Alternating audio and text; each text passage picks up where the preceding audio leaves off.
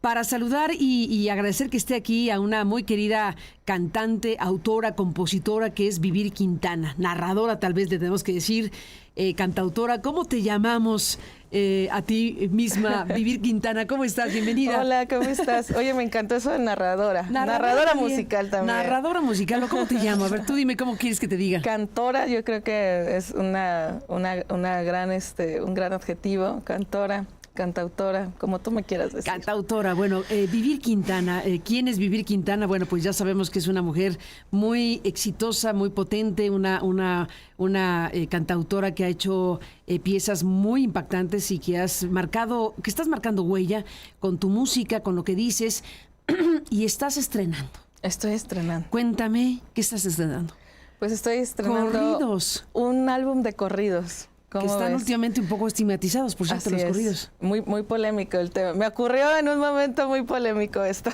Sí, los narcocorridos. Sí, en este caso no se trata de narcocorridos ni cosa que se le parezca, pero sí esta vertiente musical que son los corridos, pues para contar otras cosas, para contar lo que estás contando. Cuéntanos de los corridos y cuéntanos de esto que es Cosas que sorprenden a la audiencia. Así es, pues es un álbum de 10 canciones, son 10 corridos que narran la historia de 10 mujeres que se defendieron de sus agresores y las privaron de la libertad física.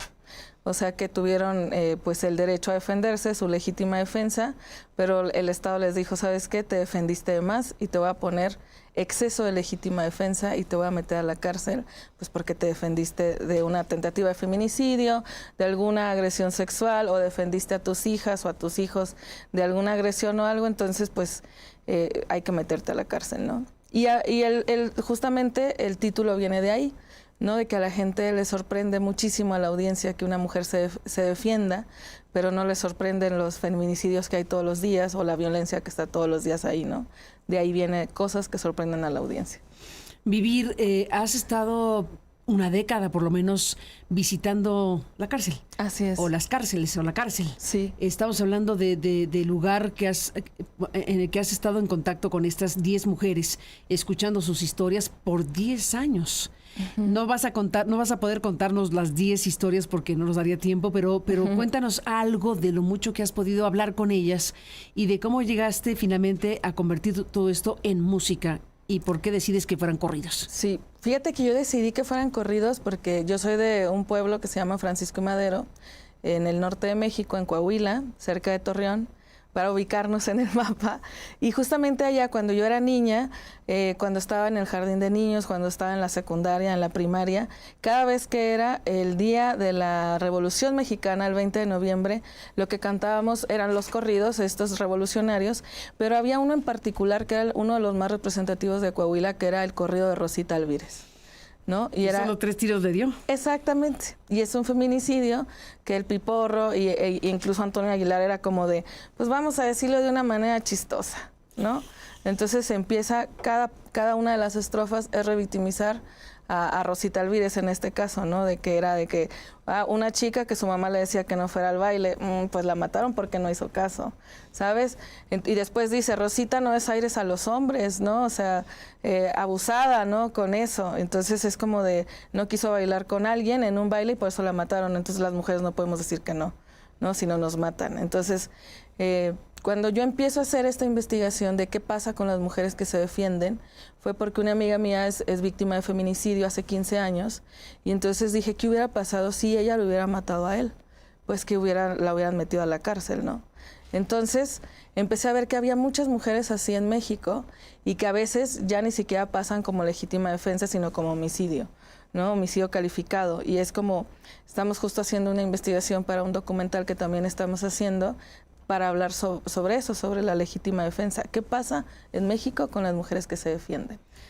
Pues tipificada el exceso de legítima defensa. Ese es el punto, ¿no? Ese es el punto. Y entonces en este caso es el retrato de estas mujeres. No todas están en la cárcel ya. No todas están en la cárcel ya, algunas que siguen todavía ahí y algunas ya salieron. De hecho, ahora presenté el disco hace 2 semanas, lo presenté y que ya está todo el disco disponible en las plataformas digitales para que lo escuchen. Y el día que lo presenté fueron algunas de ellas, ¿no? A verlo, y justamente la semana que lo presenté entré a Santa Marta, a Tepepan. Fui a Tepepan y les dije, oigan, ya esta semana sale el disco, y me dicen unas, por fin ya los tenías bien cansada con el tema, ¿y cuándo va a salir? ¿Y cuándo va a salir? Entonces ya por fin va a salir. Estaban como con esta cosa emocionante de decir, no soy solamente lo que me pasó. Yo les digo siempre, no eres solamente lo que te pasó, ¿no? Existen más cosas, y justamente en los corridos hablo de eso. Sí me pasó esto, sí sucedió esto, pero creo que hay cosas más allá de esta vivencia que tuve y que me dijeron que no me puedo defender, y yo les digo a las mujeres, todas tenemos derecho a defendernos. No sé si se podía o no, pero ¿tuviste oportunidad de que te escucharan?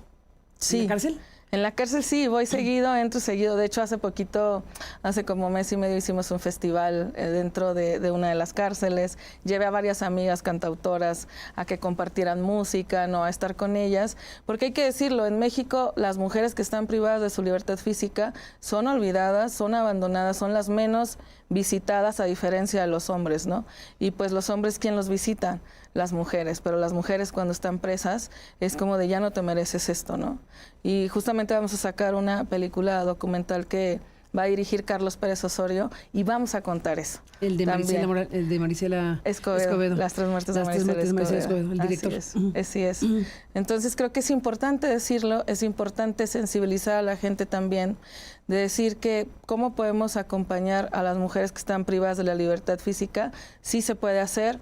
Y yo creo que la música también es una herramienta que ayuda a eso, ¿no? A acompañar, a contar historias, a denunciar lo que está sucediendo, lo que le pasa a muchas de ellas, y pues también a hacer un pedacito de sanación o de resiliencia también. Ni más ni menos.